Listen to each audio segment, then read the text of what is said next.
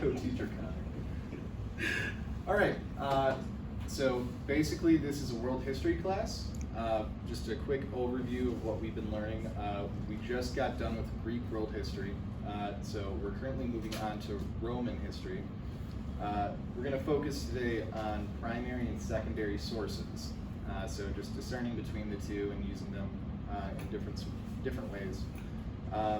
One of the goals is using different sources. At the end of this unit, we would like your students to be able to analyze primary and secondary sources and turn them into a paper. A good end of unit assignment or assessment would be DBQ summatives, which is just document-based questions assignments. All right, so we're gonna go. So this video should hopefully, obviously we're skipping the one activity that really delves into primary and secondary sources, but you have a handout that should give you a brief overview. And this is a nice little visual looking at real footage compared to movie footage, primary and then secondary sources.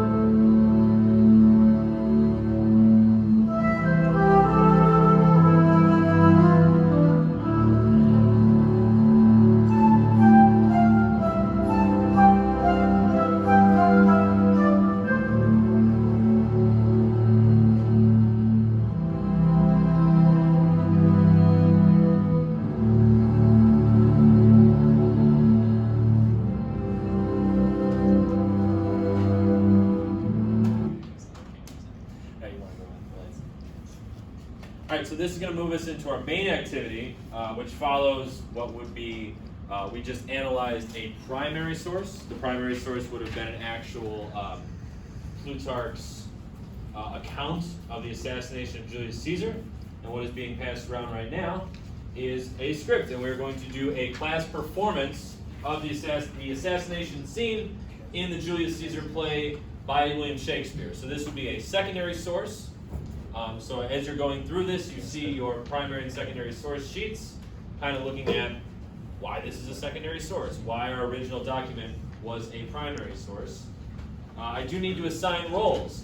We have Julius Caesar already called. I'm psyched to hear this happen. I'm going to be the narrator. I need a Popilius. Who will take that role? I assigned them as they were going out. Sorry about that. Oh, you did? That is perfect. I appreciate that. It's probably faster.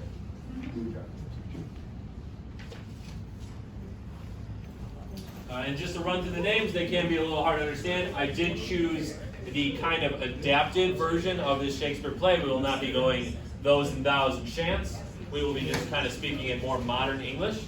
So we have the character narrator, Caesar, Popilius, Cassius, Cassa, Cinna, Brutus, Soothsayer, which unfortunately has one line, but it is a good one, Metellus, Decius, and the narrator again.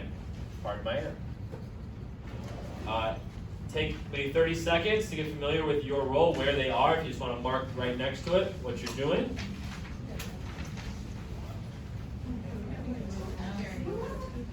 And I think one of the accommodations we had during this part of it was Johnny was going to have a study buddy with him to make sure that he stays on task and has no trouble.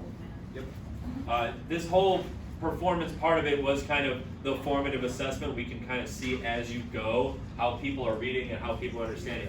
Please, please, please, as a class, let's be dramatic. Let's have some fun. Your characters, for the most part, are very nervous. They are plotting against Caesar. Caesar is overly confident and borderline psychopath. But everyone else is afraid of being found out. There's a lot of tension, and then there's a huge release at the end. So without any further ado, I wish I was timing this again. Yes. I mean, are we going to stay in the seats? Or are we staying? However you feel best you can act out this role, you may do.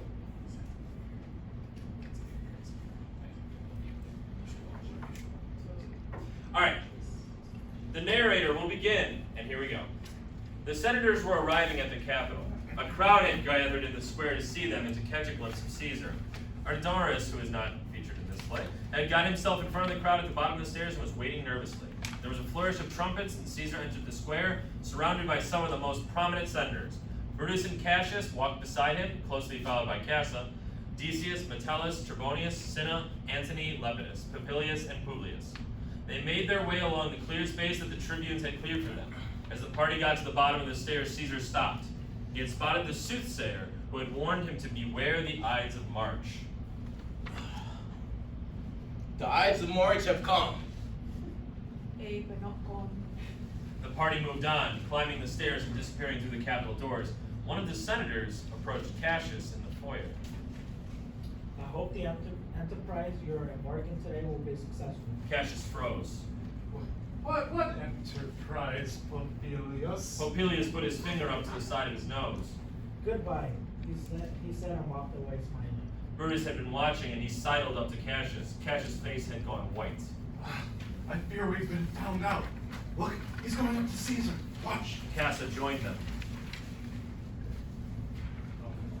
Casca, be ready. I think we've been discovered. What are we going to do, Brutus? If he knows about it, neither of us will leave. I'll kill him and then myself. Be calm, Cassius. He's not talking about us. Look, he's smiling. And Caesar's expression hasn't changed. As they entered the Senate hall, Cassius whispered to Brutus.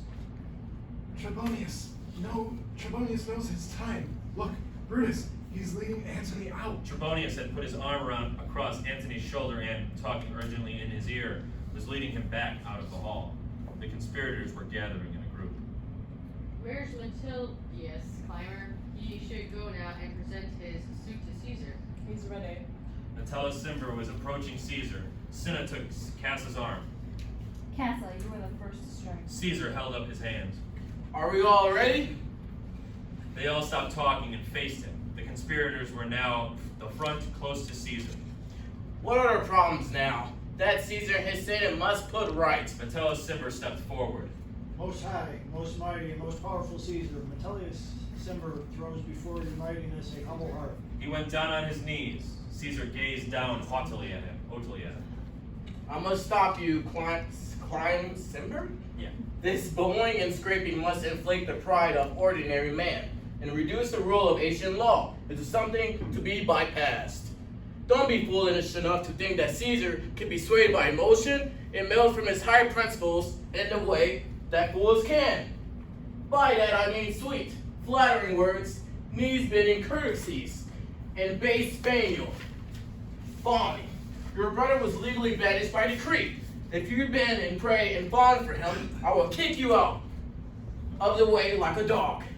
Know that Caesar does no wrong, nor will he be persuaded except with arguments. Metellus remained on his knees. He looked round at the senators. Is there no voice more worthy than my own, that mighty sound more favorable in great Caesar's ear to have my brother's banishment repealed? Brutus stepped forward, then also knelt and took Caesar's hand. He raised it to his lips. I kiss your hand, but not in flattery, Caesar. Do I say this? Yep. Urging that Publius Cimber's banishment be repealed. Caesar looked pained. What, Brutus? Cassius came close. Pardon, Caesar. Caesar, pardon. I follow slow. He said, Oh. I fall as low as to your foot to beg for the rehabilitation of Publius Cimber. Caesar gazed down scornfully at the three senators. I could not be easily moved if I were like you. If I were the kind of person who could beg to someone to change his mind, then I would be capable of changing mine too. But I am as constant as the northern star, which is so firm that it has no equal in the heavens. The skies are filled with uncountable sparks. They are all fire, and every one of them shines, but there's only one that holds its place firmly. And so it is in the world. It's full of men, and men are flesh and blood and have reason. Yet in that number, I know only one that sticks in his course, unshaken by anything, and that I am he. Let me show you a small part of that. Even this, that I was constant, that Simber should be banished, remain constant, to keep him banished. Cinna took a step forward. Oh, Caesar. Go! Do you lift up Olympius? Isn't even Brutus kneeling in vain? Cassa drew his dagger. Cassa speaks. Casca. Speak hence for me. And thrust the dagger into Caesar's neck. The others were on Caesar like a pack of hounds, each one stabbing once, except Brutus. He stood up and stepped back a few paces, watching. Caesar winced and stooped. He was mortally wounded. There was blood pouring from him, and the floor all around him was red. He looked up and saw Brutus, his face sad and his eyes filled with pity. Caesar reached towards him, and everyone watched, transfixed as he took an unsteady step, then another. Brutus stretched out his hand, and Caesar grasped it. Brutus pulled Caesar toward him and put an arm around him. Then with his other hand, he stabbed him. Caesar looked startled.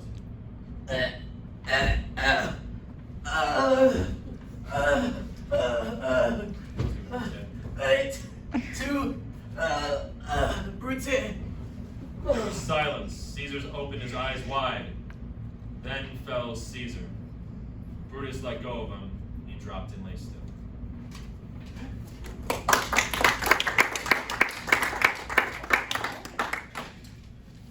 Alright, everybody, after narrating all that, thank you for that. You guys did a wonderful job. What do we think Shakespeare wrote the original plays for? Show emotion. Show emotion? No wrong answers on this one. Mystery? Betrayal. Story of betrayal.